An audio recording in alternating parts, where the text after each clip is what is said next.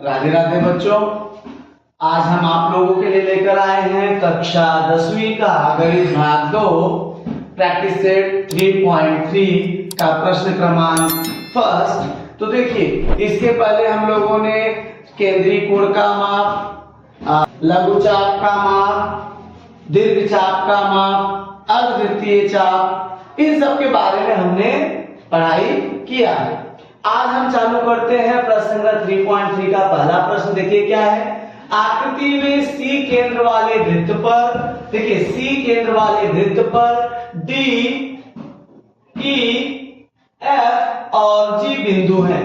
जी, D, ई, F ये बिंदु है, सी केंद्र वाला वृत्त है जिसमें हमें कोण ई सी एफ 70 अंश हमें दिया है। ये कोण हमारा 70 अंश है, सी ये हमें दिया है 70 अंश। और 4 DGF का माप, ये जो माप है वह 200 दिया हुआ है, तो 4D और 4DEF का माप ज्ञात कीजिए। अब ये हमें दिया है। अब ECF बराबर 70 अंश, माप चाप DGF बराबर 200 अंश, ये हमको दिया था। अब देखिए, केंद्रीय कोण का माप संगत चाप के माप के बराबर होता है। तो हमारा पहला स्टेप क्या मिलेगा बेटा, माप चाप EF बराबर माप कोण ECF। केंद्रीय कोण का माप, कोण का माप संगत चाप के बराबर होता है। यह चाप के माप का की परिभाषा, के चाप के माप की परिभाषा भी लिख सकते हो। केंद्रीय कोण का माप संगत चाप के माप के बराबर होता है, इसलिए माप चाप EF बराबर हमारा आ गया 70 अंश, ये हमें मिल गया। अब देखिए, हमें पहला प्रश्न क्या बोला है, माप चाप DE ज्ञात करो। अब इसलिए लिखोगे दूसरा, माप चाप DE प्लस माप चाप EF प्लस माप चाप DGF बराबर 360 अंश। संपूर्ण वृत्त के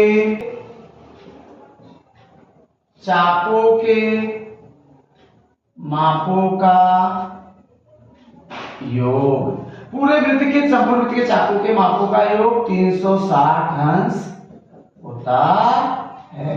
अब देखिए, पूर्ण वृत्त के मापों का योगफल कितना होता है, 360 अंश, तो ये मिल गया। इसलिए माप चाप DE, अभी हमने देखो माप चाप DE हमें पूछा है, तो माप चाप DE प्लस माप चाप EF हमने अभी निकाला 70 अंश, माप चाप DGF 200, देखिए माप चाप DGF 200 अंश बराबर 360 अंश मान रखने पर ये मिल गया हमें। अगला देखिए, तो माप चाप DE बराबर प्लस 270 अंश बराबर 360 अंश, तो माप चाप DE बराबर 360, 270 यहाँ प्लस है, अब प्लस जब उधर जाता तो क्या हो जाता है, माइनस 270 अंश, तो माप चाप DE बराबर 90 अंश। तुम्हारा एक मान निकल गया, माप चाप DE। अब दूसरा क्या बोला, माप चाप DEF। अब देखिए, हमारा दूसरा जो प्रश्न है वह क्या है, माप चाप DEF बराबर क्या होगा। तो सबसे पहले देखिए लिखेंगे, माप चाप DE प्लस माप चाप EF बराबर माप चाप DEF। क्या लिखेंगे? रीजन चाप का योग, चापों का योग, चापों का योग, दोनों चापों को हमने जोड़ दिया। अब ये हमारा कितना बेटा? DE, डी हमने अभी निकाला, कितना है? माप चाप डी कितना आया है? 90, तो 90 प्लस माप चाप EF हमने कितना निकाला है? 70, तो ये हो गया 70 बराबर एक माप चाप DEF मान रखने पर, क्या लिखेंगे? मान रखने पर, तो मान रखने पर हमारा ये मान निकल गया। अब 0, तो माप चाप DEF बराबर 0 9 7 16 यानी 160 डिग्री। तो हमारा आंसर आ गया, देखिए क्या है का आंसर? माप चाप DE बराबर 90 अंश और दूसरा माप चाप DEF बराबर 160 अंश। यहाँ पर हमारा आंसर समाप्त हुआ। अब हम चलते हैं अपने प्रश्न नंबर 2। प्रश्न क्रमांक सेकंड पे आ गए। प्रश्न में क्या दिया है? आकृति 3.38 में त्रिभुज QRS यह एक समबाहु त्रिभुज है। तो सबसे पहले हमने क्या लिख दिया? त्रिभुज QRS यह एक समबाहु त्रिभुज है। ये हमने लिख दिया कि त्रिभुज QRS क्या है? समबाहु त्रिभुज है। क्या रीजन डालोगे? दत्त। ये हमें दिया है, हमने दत्त लिख दिया। अब देखिए पहला, दूसरा क्या स्टेप हुआ? जब यह समबाहु त्रिभुज है तो इसकी सभी भुजाएं क्या होंगी? सर्वांसम होंगी। तो लिख दिए, इसलिए भुजा QR सर्वांसम भुजा RS सर्वांसम भुजा QS। सेकंड डालो बेटा, समबाहु त्रिभुज की भुजाएं, समबाहु त्रिभुज की भुजाएं, ये हमें मिल गया। अब अगला स्टेप, जब भुजाएं सर्वांसम हो गई, ये भुजा सर्वांसम इसके, ये इसके। अब आपने पढ़ा है कि किसी वृत्त की सर्वांसम जीवाओं के संगत चाप सर्वांसम होते हैं। अब हमने पढ़ा है कि एक ही वृत्त के, एक ही वृत्त की सर्वांग सम जीवाओं के संगत चाप सर्वांग सम होते हैं। अब देखिए बेटा क्या है? RS क्या है बेटा? जीवा है। QS क्या है? जीवा है। QR क्या है? जीवा है। तो जब ये सब सर्वांसम है तो इनके अंतर जो संगत चाप है वो भी क्या होंगे? सर्वांसम होंगे। तो हमारा तीसरा आ गया कि माप चाप QR सर्वांसम चाप RS सर्वांसम चाप QS, ये हमें मिल गया कि जब ये जीवाएं सर्वांसम है तो इनके संगत चाप भी सर्वांसम होंगे। अब हमने क्या किया? चौथा स्टेप हमने इसलिए माना चाप QR, माना माप चाप QR बराबर माप चाप RS बराबर माप चाप QS बराबर यस अंश, ये हमने मान लिया। अब इसलिए तीसरा के बाद चौथा स्टेप, ये हमने जब मान लिया कि मापचाप क्यू आर बराबर मापचाप आर एस बराबर मापचाप क्यू एस बराबर यस अंश। अब वृत्त के देखिए क्यू आर एस और क्यू एस, ये मापचापों के मापों से क्या हो रहा है, पूरा वृत्त बन जा रहा है। और संपूर्ण वृत्त के मापों का योगफल कितना होता है, संपूर्ण वृत्त के माप कितना होता है 360 अंश। अब देखिए बेटा चौथा हमारा क्या मिल गया कि मापचाप क्यू आर प्लस मापचाप आर एस प्लस मापचाप क्यू एस बराबर 360 अंश। संपूर्ण वृत्त के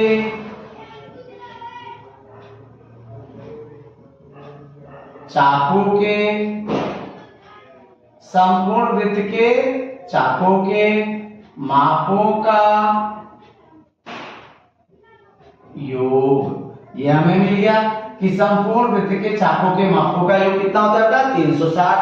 अब देखिए यक्स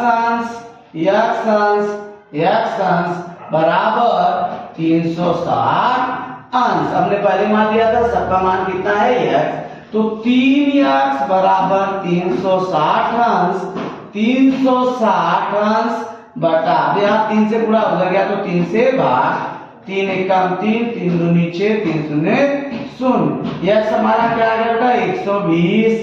पांचवा स्टेप हमारा आ जाएगा मापचाप क्यू आर बराबर मापचाप आर एस बराबर मापचाप क्यू एस बराबर 120 अंश। अब ये हमें मिल गया। पूछा क्या बेटा कि मापचाप, देखिए ये तो हमें नहीं मिल गया पहला स्टेप कि मापचाप आर एस बराबर क्यू एस बराबर क्यू आर, तो चाप आर एस बराबर क्यू एस बराबर क्यू आर, ये हमें मिल गया। अगला स्टेप देखिए दूसरे के लिए हमने क्या लिया कि मापचाप माना कि मापचाप क्यू आर बराबर मापचाप आर एस बराबर मापचाप क्यू एस, ये एक्संस। अब हमें ये मिल गया मापचाप क्यू आर, ये सब बराबर हो गए। ज्ञात क्या करना, मापचाप क्यू आर एस। इसलिए छठवां स्टेप मापचाप क्यू आर एस बराबर मापचाप, देखिए क्यू आर एस मापचाप क्यू आर प्लस मापचाप आर एस, मापचाप क्यू आर प्लस मापचाप आर एस। क्या रिजल्ट डालेंगे, चाप का योग, चापों का योग। अब देखिए बेटा ये हो गया 120 अंश, मापचाप अभी हमने सबका निकाल लिया 120, क्यू आर भी 120 प्लस आर एस भी 120, तो मापचाप क्यू आर एस बराबर 240 अंश, 240 अंश सिद्ध हुआ। यहाँ पे देखिए पहला सिद्ध हमने यहाँ ला दिया और दूसरा सिद्ध हमारा यहाँ पर हो गया। तो इस प्रकार से हमने इस प्रश्न को, सवाल को सिद्ध कर लिया। देखो बेटा आगे हम अपने तीसरे प्रश्न में, आकृति 3.39 में जीवा ए बी सर्वांशम जीवा सी डी ये दिया है। सिद्ध क्या करना है कि चाप AC सर्वांशम चाप BD, ये हमें सिद्ध करना है। तो देखो सबसे पहले हम क्या करेंगे, दत्त में हमने क्या लिख दिया बेटा, दत्त में लिखा कि जीवा AB सर्वांशम जीवा CD, ये हमने लिख दिया जो हमें दिया है। दूसरा है देखिए साध्य, साध्य हमारा क्या है, साध्य हमें दिया है चाप AC सर्वांशम चाप BD, ये हमें सिद्ध करना है। अब पत्ती देखिए पहला हम क्या लिख देंगे कि जीवा AB सर्वांशम, क्या लिखा था, जीवा AB सर्वांशम जीवा CD, क्या लिखोगे दत्त, ये दिया है। अब दूसरा स्टेप क्या लिखोगे, देखिए सर्वांशम जीवाओं के संगत चाप सर्वांग होते हैं। क्या है? सर्वांग जीवाओं के संगत चाप सर्वांग होते हैं। ये आप लोगों ने पढ़ा है। इसलिए चाप ACB चाप CBD क्या मिला? चाप ACB सर्वांग चाप CBD। तीसरा स्टेप, माप चाप ACB बराबर माप चाप CBD। ये मिल गया। अब देखिए बेटा, अब इसके बाद हम लोग क्या लिखेंगे? चौथा स्टेप, माप चाप ACB बराबर माप चाप ACB बराबर माप चाप AC प्लस माप चाप CB। माप चाप AC प्लस माप चाप CB। ये हमारा हो गया। अगला स्टेप आ गया पांचवा। क्या लिखे हम लोग? चाप का योग। क्या लिखे बेटा? चाप का योग। अगला, माप चाप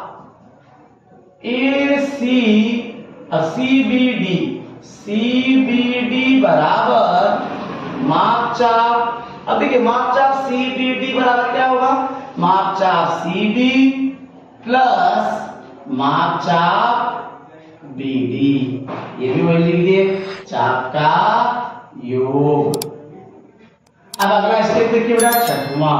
क्या आ जाएगा कि ये दोनों बराबर हैं, ये दोनों बराबर, ये दोनों भी क्या हो गए?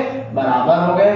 तो माप चाप AC प्लस माप चाप CB बराबर माप चाप BCB प्लस माप चाप BD। क्या रिजल्ट डालोगे? कथन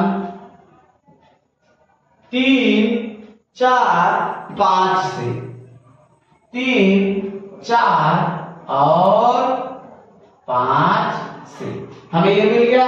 कथन 3, 4, 5 से दोनों चाप क्या हो गए? सर्वांग सम हो गए। अब देखिए चाप CB यहां भी है, चाप CB यहां भी है, तो चाप CB कैंसल। सातवां स्टेप आ गया हमारा, माप चाप AC बराबर माप चाप BD। अब दोनों देखिए बराबर है।